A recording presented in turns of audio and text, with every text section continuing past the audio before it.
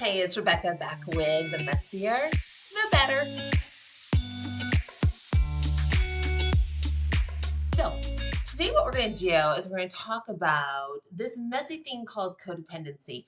I'm going to try to begin to pull it apart for you so that you can understand what you're in, maybe what you're not in, what you've seen loved ones in, relationship wise, and how can you support either yourself or somebody else as they begin to want relational health. So, um, messy. Let's just talk mess. Mess for codependent feels really, really chaotic. Mess for somebody who's codependent feels very other oriented. So instead of being self oriented, like I'm aware of myself, I'm aware of what I want to do, what my goals are, I'm aware of dreams, hopes, all the things, including my emotions. Instead, actually not aware of that, I'm aware of all of you and all of you and all your emotions and all your wants and needs and discomforts and comforts. And what can I do to help you get these things? And a codependent person ends up being very, very giving to everyone else. There's not a lot of boundaries. Boundaries is a whole new buzzword. We'll get there, I promise, towards the end of this. But there's not a lot of boundaries. The skin between two people is very limited, it's very thin. So if you feel something, I'm going to feel it. If you feel sad, I'm going to immediately tear up. And then I'm going to want to make you feel better at whatever cost to me. It really doesn't matter because it's all about you. Now, let me say, in the beginning of this, codependents have amazing hearts. Not only do they have amazing hearts, but they have amazing strength to be able to do and be and support other people while also keeping their own shenanigans going. It's gorgeous when you're a codependent because your love for other people is unbelievable. And I believe that if the world across the board had a little bit of this heart, we would be in a much better place just with the humanity and community. But let me just say that codependents, even though they have these amazing hearts, they just go one step beyond what is necessary. And when they go one step beyond, guess what? That fence then moves. And then we go one step behind and that fence moves and that da, da, da, da, and then all of a sudden I am helping all the people do all the things for all their things and not doing any of my things. Okay, let's snap out of it. We've talked about it before. Codependency is very much I'm going to support others to the point where I actually end up drowning. So we're going to pause that and we're going to do a little self reflection. You already know what's going on. And if you stop to pause and you really thought about how you were doing, forget about all the other people. If you stop to really connect with yourself and understand and take a temperature of how am I doing, you would see you're exhausted. You would see you're probably really emotional. You would see that you're unaware of the emotions, but you feel a lot. You would see that you're really not sure what your needs are.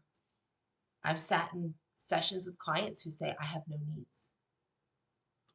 What? No needs? That's not a thing. And again, as a clinician, my marker is like, codependent. Okay, I get it. I see it. So if I'm attuning to your needs, but I neglect mine, and I actually think I have no needs, my needs is for you to be happy, for you to be good, for you to be comfortable, I actually decline personally. My health will decline, my mental health will decline, my emotional regulation will decline. I will start actually making decisions that don't reflect me. I might become more emotional, whether it's sad, whether I'm checking out of my life, whether it's actually anxious, whether it's actually angry. I'm going to get that way because I'm not filling my own tank, my own reservoir, so that I can give appropriately to other people. So you might be codependent if you find yourself giving more than receiving. You might be codependent if you are worried about everybody else but not yourself. You might be codependent if you are more concerned with helping others than helping yourself. You might be codependent if You do something for yourself and you feel like you're selfish. You feel like you're self centered. You feel like I shouldn't have done that. I shouldn't have spent that money. I shouldn't have taken that trip. You might be codependent if you are guilted by a lot of different things.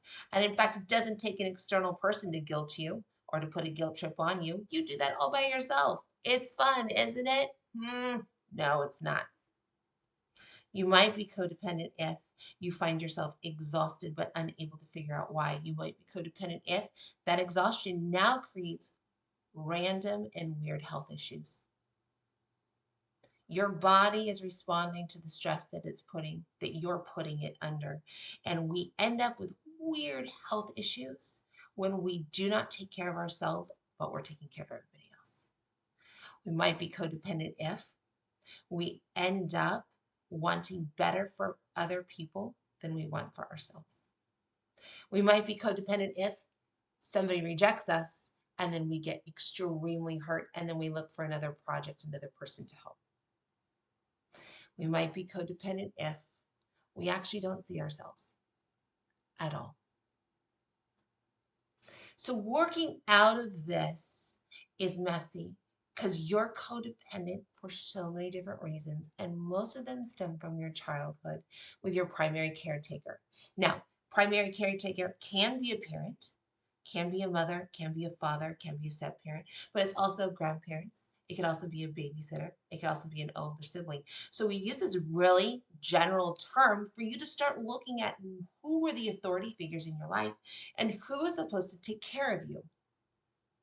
If they were supposed to take care of you, but it was conditional, and it was conditional upon how you behaved, then you learned from a very, very early age, who do you need me to be? And if I am that thing that you need me to be, then you don't leave me, number one, and number two, you actually care for me. Now notice I didn't say nurture. Notice I didn't say support, I just said care. And in a rudimentary level, care is just food, shelter, water, clothes, the basics. And so the child in that relationship is always now other oriented to the other person. So I'm not aware of myself, I'm actually more aware of you. You might be codependent if you walk into a room and you know the emotions that are around you from every single person. You might be codependent if you are reading body language so loud that their words actually don't even sink in. You might be codependent if you assume people are mad at you or disappointed in you. But go back to early childhood and that person that you were leaning on that maybe wasn't there for you. Maybe they weren't what you needed. Maybe you needed a hug and instead you gotta go to your room. Maybe you needed somebody to see your tears and they said, stop crying. You have nothing to cry about. Maybe your parent was absent. Maybe your parent just wasn't there. But when they were there, they showered you with things and then disappeared again. And you had to take advantage of that time that you had. So you learned, shut it down, shut all of me down so that you enjoy the time, the limited time that you have with me. We're codependent for 1,000 different reasons. And I will tell you in your own personal therapy, that's the place to figure out your root. But the codependent tendencies will 100% stem from your childhood in some experience with somebody who was an authority who did not tune into what you needed. So then we reenact this need over and over and over again with other people. But this time, I'm the one who's looking for you to tell me I'm good enough, just like I was doing with this caretaker. Who do I need to be in order for you to love me? What do I need to do for you in order for you to love me? I'm going to make myself indispensable. You'll never leave me. You want me to write that paper for you? You want me to fill out that form? You want me to watch your dog for 3 weeks? Absolutely. Got it. Check, check, check, check, check. Most of the time, though, the codependent relationship is upside down. You're giving way more than you're receiving. Now, codependency is not dependency. I want to be really clear on that.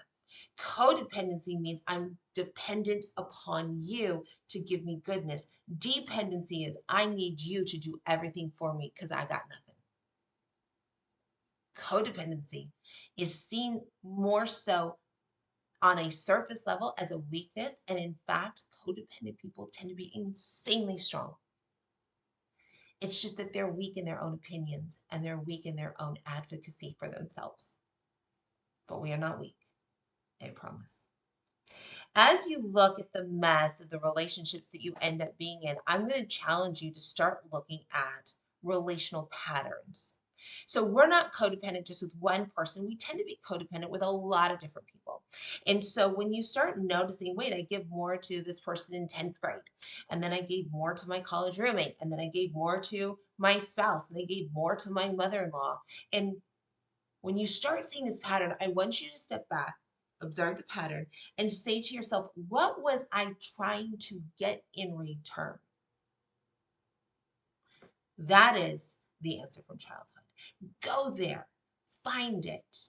So if you say approval, if you say affirmation, if you say love, if you say significance, that's what I'm looking for, to be significant to somebody. Those are all beautiful things. I want you to have all those things. But what you're doing is you are placing the other person in the position to give that to you. And now we become codependent on that person to give us significance, validation, love, care. We're going to flip it around in another video and talk about how you get to provide that for yourself, because this is where the mess, when we look at the mess, enables us to get better. It enables us to see things more clearly. And when we see them clearly, we end up looking at them with a fresh perspective and with a power that we have inside of ourselves for ourselves. And then codependency doesn't look like selfish. It doesn't look like independency. Codependency ends up being interdependent. Interdependent meaning I am me and fully me, and you are you and fully you, but our circles are going to intersect. And for a little bit, not our full lives, but for that little bit of intersection, we are us. And we are giving and receiving in this relationship in a reciprocating manner. And when we reciprocate, it's going to feel really globally, I'm going to put in air quotes, equal. I'm not saying tit for tat. I'm going to say, I know that this person would absolutely want to have coffee with me as much as I want to have coffee with them. I desire to know about their life just as much as they desire to know mine. And that's what we call a more balanced or equal relationship in between two people. You are fully you, I am fully me, but when we're together, it's amazing and we're about each other.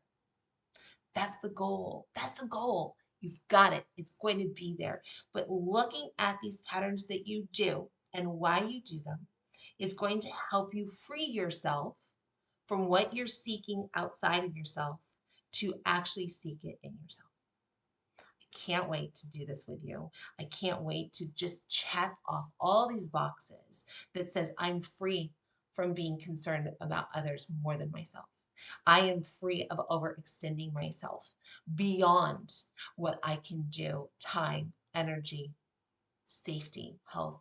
I'm done putting myself in jeopardy for somebody else. Because I will tell you, you've only got you. Nobody else is looking out for you. You got to look out for yourself. That is not selfish. In the basic terms, that's survival. But it's not selfish. In the very, very least, it is not selfish. Don't get caught up in that brain space, that negative narrative. Check out these childhood patterns that you wanted and check out how those patterns are bleeding through now in your current relationships. And let's talk about them. Comment below what you're seeing in your own self.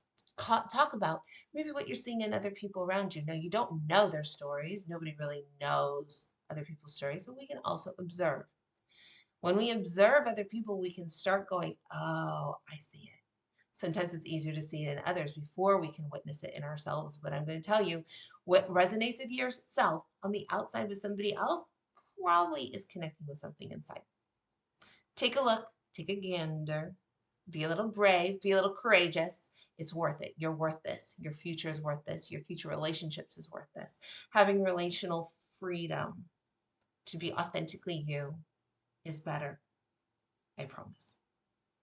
Like, subscribe, check back for more. We're here to have honest conversations about just being human and being human with an open mind and absolutely agency to change what we can and what we want to be better. Have a better day. We'll talk soon.